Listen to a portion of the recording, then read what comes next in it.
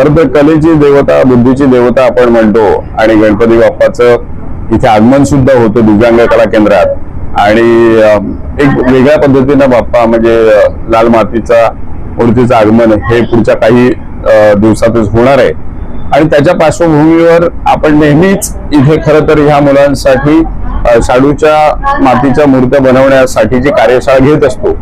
यंदा ही कार्यशाळा घेण्यासाठी दिव्यांग कला केंद्राच्या मुलांसोबत पर्यावरण दक्षता मंडळ आणि एन्व्हायरोविजन या दोन्ही संस्था जोडल्या गेल्या। आणि आपण बघतोय की मुलांच्या चेहऱ्यावरचा आनंद म्हणजे बाप्पाला साकारत असताना खरं तर ह्या मुलांच्या हातून जेव्हा बाप्पा साकारतो तर तेव्हा मला नेहमी असं वाटतं की ह्या माणसातल्या देवाकडून एक देव तयार होताना दिसतोय।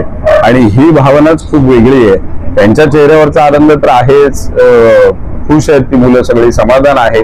पण आम्हाला सुद्धा खूप बरं वाटतं की ज्या पद्धतीनं प्रत्येक मुलाच्या समोर आता बाप्पा साकारायला सुरुवात झाली आणि आता जेव्हा पूर्णपणे बाप्पा तयार होईल तेव्हा त्या मुलांना आम्ही तो बाप्पा त्यांच्या घरी घेऊन जायला सांगणार आहे।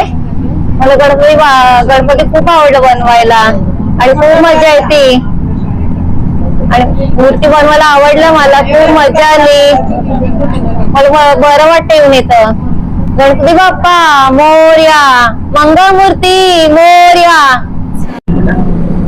माझं नाव अन्नती निर्मती, मी केंद्रात काम करतो, गणपती बनवतो, हातानं उत्सव गणपती बनवतो आणि त्याचं नाव आहे गणपती बाप्पा। गणपती बाप्पा बोलूया, मंगळमूर्ती बोलूया। नमस्कार, माझं नाव कविता वालावलकर। मी आता पर्यावरण दक्षता मंडळ आणि निर्मल आशा फाउंडेशन या दोन्ही संस्थांची प्रतिनिधी म्हणून उभी आहे।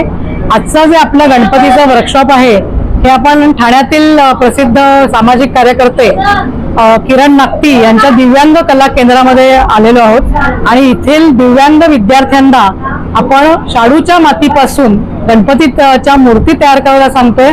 आणि अतिशय स्तुत्य असा उपक्रम आपण सगळेजण बघताय, त्या मुलांच्या चेहऱ्यावरचा आनंद बघताय। असा उपक्रम आज आम्ही करतोय की मुलांच्या हस्ते, ते सुद्धा दिव्यांग मुलांच्या हस्ते शाडू मातीपासून छान गणपती तयार करण्याचा उपक्रम।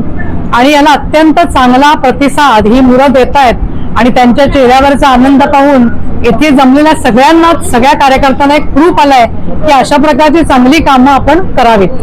मातीपासून आपण गणेश मूर्ती बनवणं असं आपण या मुलांना शिकवतो आहोत। आणि इथे बघताय तुम्ही मुलं छान आनंदाने आपला बाप्पा जो आहे हा आपल्या हाताने घडवता आहे, त्यामुळे एक सकारात्मकता मुलांमध्ये दिसते आहे।